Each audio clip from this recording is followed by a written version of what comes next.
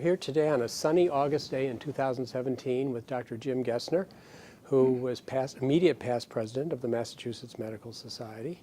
Welcome. Thank you, Dale. So let's talk a little bit about your experience with the Medical Society. You've just finished a presidential year. And what sorts of things were you finding you were focusing on the most? There are so many possibilities.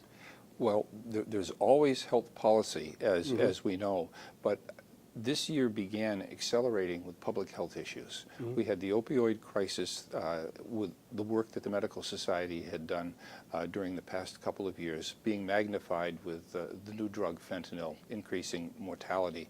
And we worked in partnership with the Department of Public Health and other organizations in promoting those messages for safety, making sure that we were doing appropriate legislative actions in making naloxone available. In the middle of all of this, and requiring, I think, a significant amount of time from our medical society staff, was the ballot initiative on marijuana, and our work with the coalition that we joined. There were many meetings for the staff within the coalition, getting the right messaging, the posters, the emails, the websites. It was very interesting to watch, and it was a very powerful message that we could give to the public on protecting our youth from early use of marijuana. So these are two interesting issues, because the issue of the opioid crisis was unique in medicine in that there was a component of it that was felt to be in some ways caused by certain practice patterns. And so it wasn't just a matter of trying to rescue people or highlight this healthcare need, but also a matter of perhaps addressing practice patterns and how to treat pain differently. That's right, and that's a very good point. I was talking about the public health aspects, but I certainly don't want to minimize the work that the Medical Society has done in cooperation with the Department of Public Health in changing practice patterns and examining opioid use with our providers. As we're all well aware, the Medical Society has an extensive library of teaching materials. We partnered with the Attorney General looking at opioid use and with law enforcement in those areas to great effect. And we have been very successful in alerting our practicing physicians as to some of the conditions for which opioids, having been prescribed, are probably not the primary cause for concern for helping patients. And these would be patients with certain chronic pain syndromes. On the other hand, we've seen with the general awareness of our prescribing population, we've seen a decrease in opioid prescriptions by probably 50% more in Massachusetts than around the country in general. A good 10–12% fewer prescriptions over the short period of time we've been able to monitor it. We've seen a concern about patients that have chronic pain that are now finding it difficult to be treated, finding physicians willing to monitor them long term. That said, with our opioid crisis, we're really working on transitioning from acute resuscitation to long-term treatment, and we're addressing the behavioral health needs and the workforce needs with physicians and allied health professionals in taking care of our patients who suffer from substance use disorders. That package sort of moves simultaneously on many fronts, and we spent a significant amount of staff time and officer time on these topics last year. And then on the other side of your attention is the marijuana issue, in which on the one hand we're trying to get doctors to prescribe fewer opioids, and on the other hand we're opposing a public referendum that supported the legalization of marijuana. Yes, it's a very interesting position to be in. Our position on the marijuana issue for recreational marijuana is that we're very concerned about the adverse effects that marijuana has on our youth. Kids aged 14 or 15 up till 19, 20, 21. We know now that the brain continues to develop until well into the mid-20s. And marijuana is a gateway drug.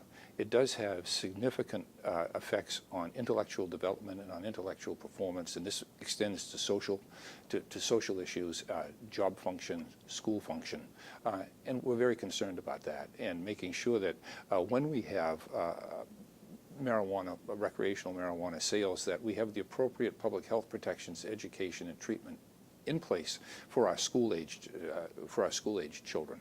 Mm-hmm. And we're simultaneously also dealing with this issue of medical marijuana, and there are distinctions.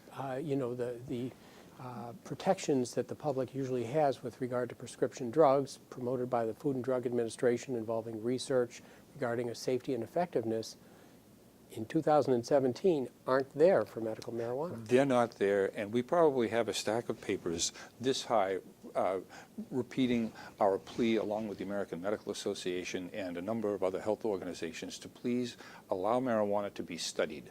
Right. And so that we can, doctors love data. Doctors would be very happy to prescribe marijuana for certain conditions if we actually had data. Right. We have no data whatsoever. I would say that we have data at the level of the data we need for gun violence, which is another thing that we'll talk about in a second. Mm-hmm. As we talked about gun violence and automatic weapons bans and things that had come up during my presidential year, the data for epidemiologic study for gun violence simply isn't there, and we're most anxious to have that.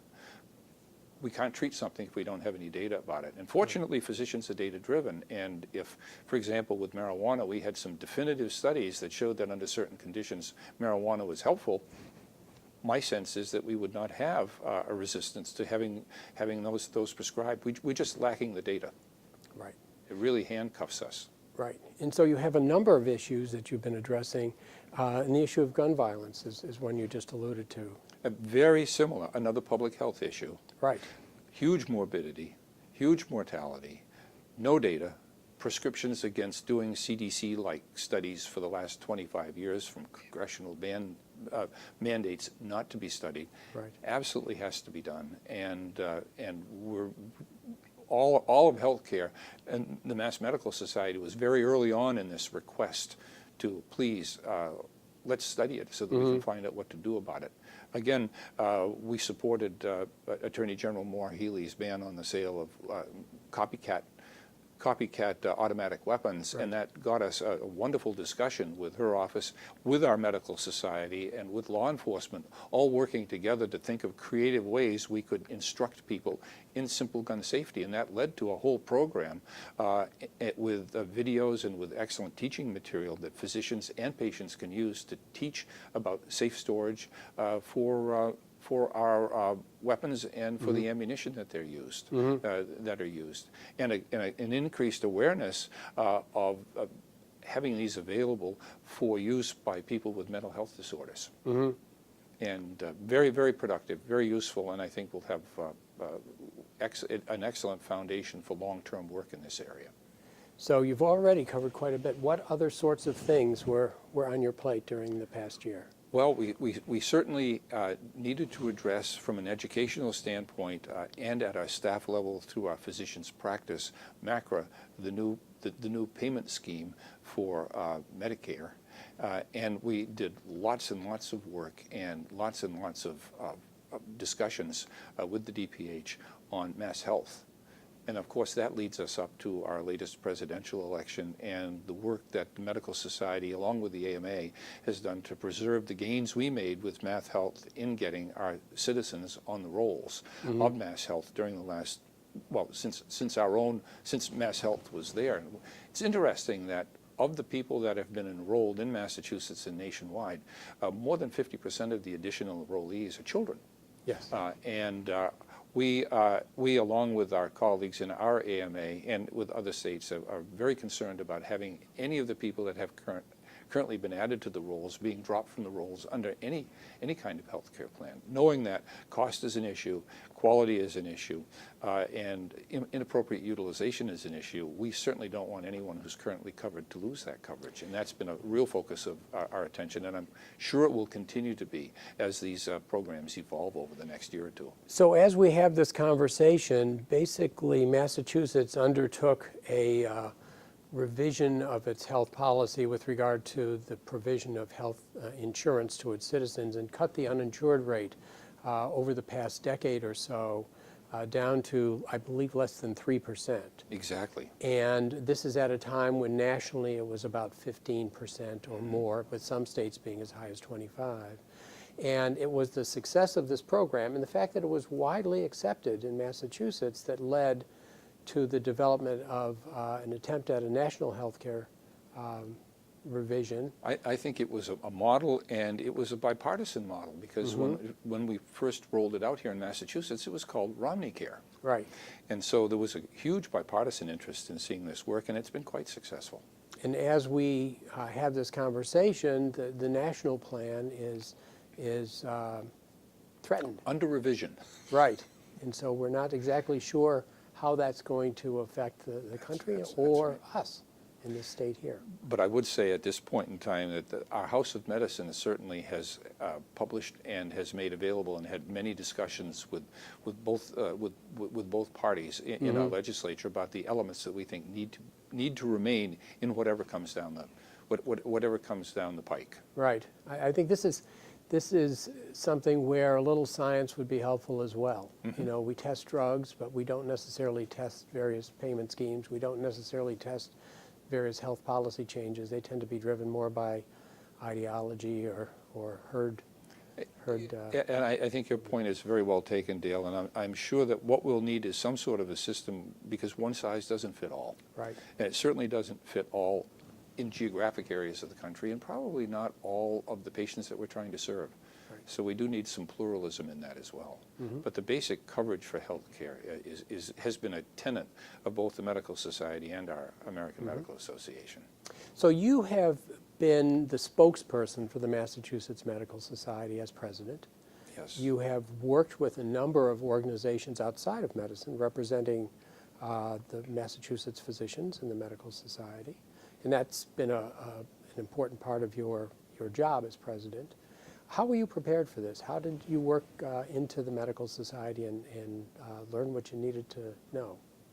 Well, it was not a crash course, but a long, involved preparation, reading whatever material came available. But we have an excellent Department of Communications and lots of background material, and we continually talk amongst ourselves, the offices as well as the staff. And I would say that our Medical Society is blessed to have research quality staff working in any particular area that are more than interested, willing, and able with their talents to fill us in where we need to, and to take a look at alternatives. One good example for this was our House of Delegates initiative to study supervised injection facilities. The Medical Society staff produced an 80-page document that is of PhD level quality and material, very well referenced, that is probably the single best place to go for material as to why, once that was understood and discussed, it was not difficult for our House of Delegates to support asking the state to look into this. Very well described. Once, as we had talked about, once we put some basic science and some basic research and get good facts together, we can make decisions reasonably efficiently. Nothing beats facts. And I would say that during my year as well, we had the discussions about end of dying and physician administration of medications at patients' requests for that. Goes by a number of different names. Both sides. We now have a ballot question on that, and we had a ballot question a few years ago on end of dying and medication-assisted suicide. It goes by different names, as I said, and now we actually have a bill in our state legislature that is very much what we had a few years ago, and we had a request from our House of Delegates to survey our membership, and we began looking at the complexities of developing that survey last year. And it's a very complex issue. It's colored by how you title it, and how questions are asked. And we've spent a significant amount of time internally and with consultants to make sure that this gets done right. So it's objective. So you bring up another role of the Medical Society, and that is to do research to be, in some ways, a think tank for health policy and public health and medicine. And one of the strengths of that is the fact that we do have a significant full-time staff here that provides us with a lot of assistance. At this point in time, how big would you say the Medical Society is? How would you describe it as an organization? Well, I would say that our medical society serves approximately 25,000 members. The staff is around 350, with probably 50% of those people associated with the New England Journal of Medicine, Okay. which is completely separate from the Mass Medical Society. And we have I would think, the luxury of great resources for us in our leadership roles. I noticed in this last year, and particularly over the last several years, a developing emphasis on coalitions and partnerships with organizations outside of the medical society. I made a number of appearances with community groups and with coalitions and member organizations, and each and every time they said, we're delighted that the Medical Society is joining on this. And I think in the future, we don't take we don't take partisan choices. We don't support one party or another party. We're looking for